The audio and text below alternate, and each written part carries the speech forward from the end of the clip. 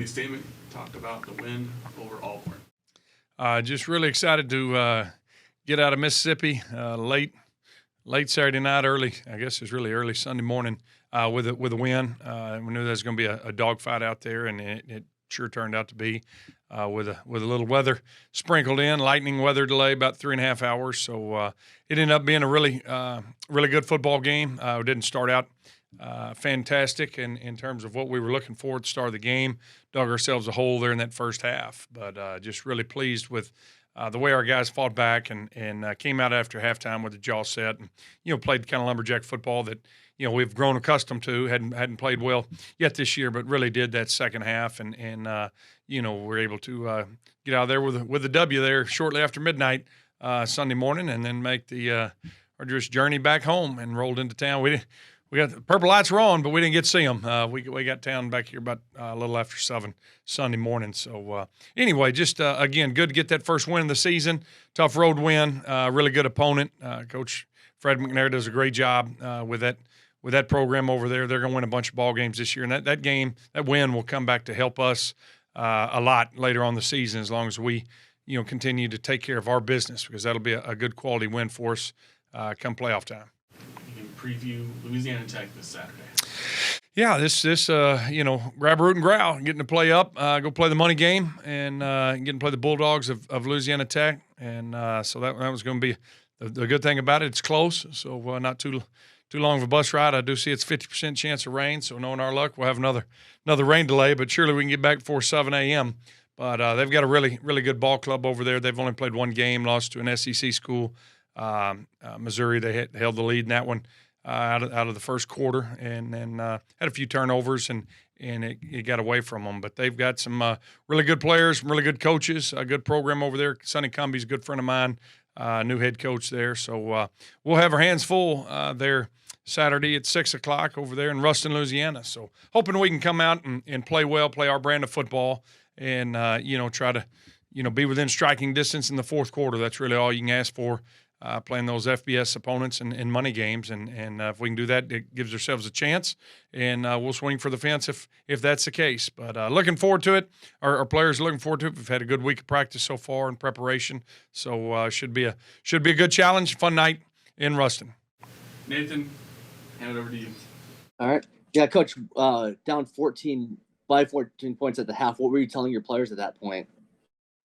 Well, it was, we just kind of fell apart there right before halftime again and dug ourselves a hole. I thought we were in pretty good shape. Didn't play great on the opening drive defensively, but after that really had settled down and played well and played well throughout the game, minus 2 explosives. And we got to, cut those explosives out. But that thing kind of got away from we held them to a field goal, made it 17-10, and then weren't able to convert, trying to go down and get some points. And then they ripped a big – 73-yard run on us. And so now all of a sudden, bam, you're down 14 going the half, a hostile environment and in the elements. So it wasn't much fun, to be honest with you. And we just kind of talked at halftime that, hey, this is all we got. We let's go out there and get it done, play our brand of football. We knew what we're capable of doing. We just hadn't been doing it yet this year and shooting ourselves in the foot. I don't know that many people saw it because it was so late, but that second half went out there and really played well. The offense drove down. We ended up turning the ball over and, down 14 and turned the ball over. That had been the time to throw in the towel and could have been, catastrophic for us in our season. But defense went out there, got them a 3-and-out, got the ball back, drove down, scored, and, started getting the momentum on our side and playing with a little bit more confidence and played really, really well that second half. Defense, the one score they had was just we had stopped them and we leave our punt safe out there and bonehead play. I'm not doing a good enough job coaching them up. Had a nose guard try to jump the shield and gave them a fresh set of downs and popped a big run but still settled down and held them to 3 points. So really pleased with the defense, bowing their neck there close to the goal line. We had two goal line stands where we held them out of the end zone and held them to field goals. And that's big. On offense, you want to score touchdowns in the red zone. Defense, you want to hold them to 3 or less. And so that was really, I think, a turning point in the game. And we're able to, put a few more in there in that fourth quarter. And, credit also to our special teams. Those guys really played well.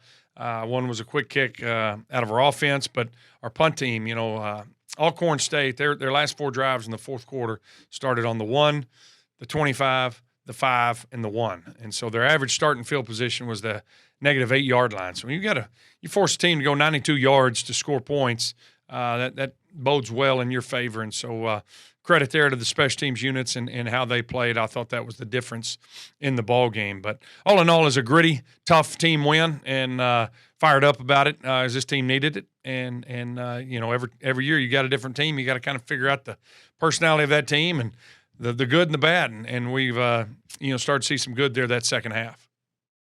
Coach, do you have a rule of thumb, basically like amount of time to celebrate a win and to mourn the losses?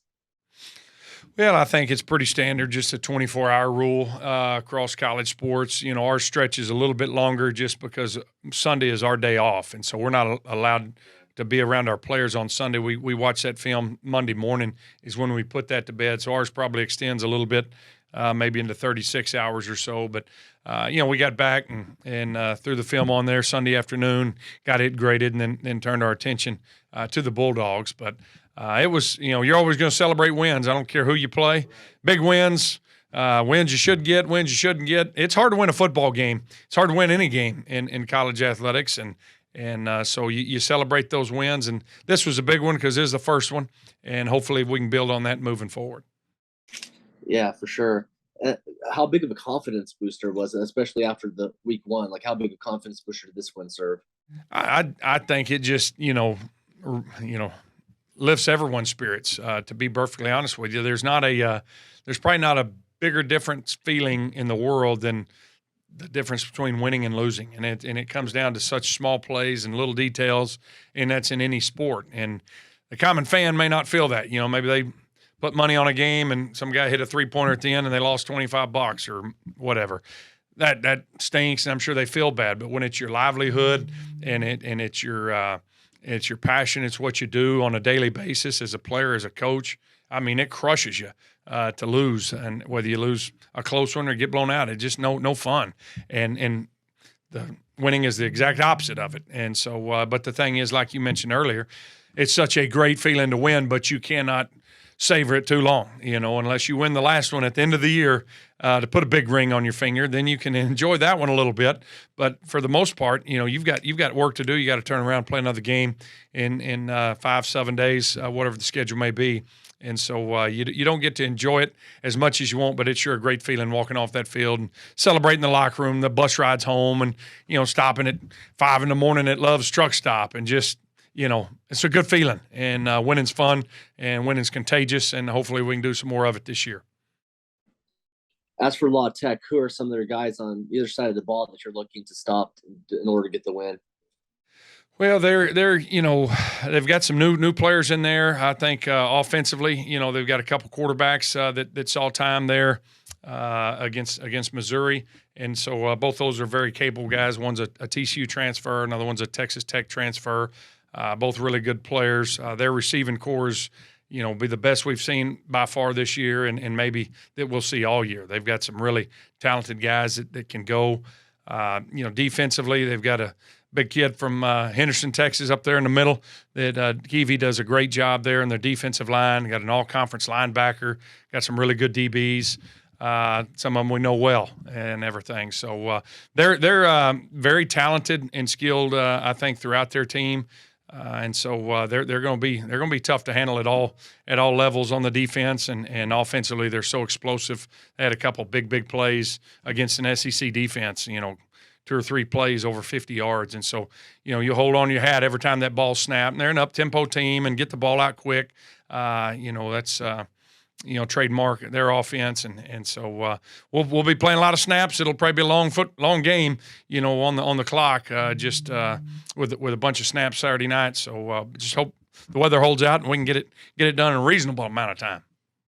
For sure. Absolutely. That's all I've got for you, Coach. Appreciate it. Talk about Miles Hurd, defensive player of the week. Yeah, fired up for Miles.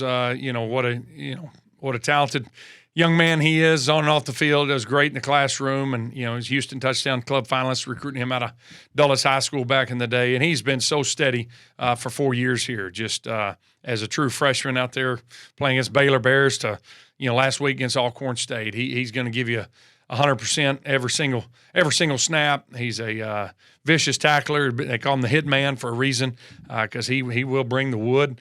But he had a great game. I think last I saw 12 tackles and in a big turnover there in the fourth quarter. Had a big pick that really sealed the deal for us. And so I'm just thankful he's on our team. He's a fun guy to coach. He's a fun guy to be around. And that award is very well deserved. And I doubt it's the last one he gets this fall. Go back to the Alcorn game. First loss they've had in 13 games. First loss since 2018. What does it mean for the program to beat a team like that at their place? That's a team that's going to win, 7, 8, 9 ball games every year. They've got a great tradition there. Like I said earlier, Coach McNair, his staff, they're a very, very well coached team and talented team. And so I think with Coach Sanders, Deion Sanders, and the spotlight he's put on the HBCs and really kind of brought the nation's attention to it, you're starting to see, people are realizing there's some really good football being played. And from the coaches and the players, it's top notch. Sometimes the support for those schools and those programs isn't what it should be, and I think that's what's been good to see these coaches advocate for, and I will as well. But just a well coached ball club. You see why they hadn't lost a game in well over 4 years at home, and to be honest with you, the weather might have done us a favor, because you show up there, and I mean there was 10,000 people tailgating. There was probably 30 or 40 big old RVs, and I was ticked off. I'd eaten pregame meal at the hotel. I would like to have,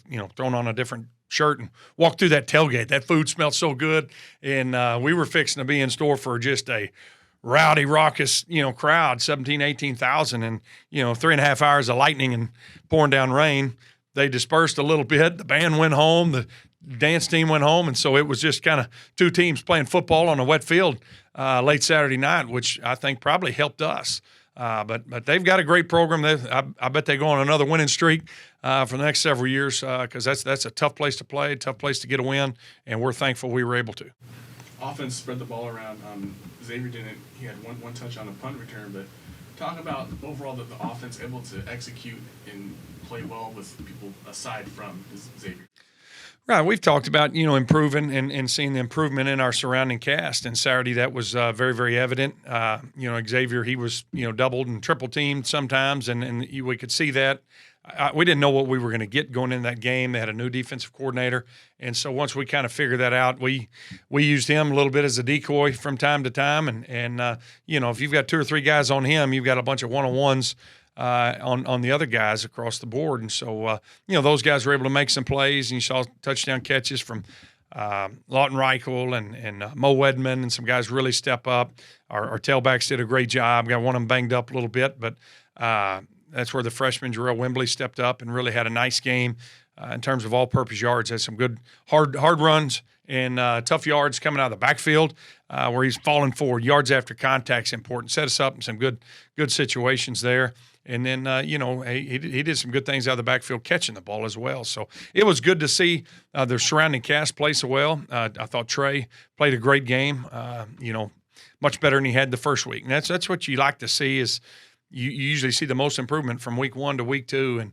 And I think across the board we were able to see that. Still not near as clean as we want it to be, but that's why they call us coach. I think we've still got what we need and the talent in the locker room to have a great year. And so, but it's, wins are going to be tough to come by because it's football, and they've got scholarships too. This week playing another FBS opponent, have 22 more than we do. So, we'll just put our best foot forward, try to get better each and every day. And you do that throughout the season. Each week you get a little better. The wins start, piling up, and you look up then, you've had a really good, successful season. That's what we're shooting for this fall. We've been preaching finish. It seemed like you finished that game well. Was there a message to the team that you finished that game against Alcorn? Yeah, and we did. Really dominated the second half and the fourth quarter, and so that we can check that box off that we finished that game. And it's just a mentality that we're trying to take on this fall, just with how last year went, being so close in some of these games and weren't able to finish them out. And so, talk about it every day at practice. Finish the meal, finish your lunch, finish your homework, finish everything that you're doing in life, and that mentality will bleed over to the football field, and hopefully we can finish each week, playing our brand of football, and hopefully finish with more points on the board than the opponent that week. So pleased to get that one Saturday. Awesome. That's all I have for you. Thank you, Axum.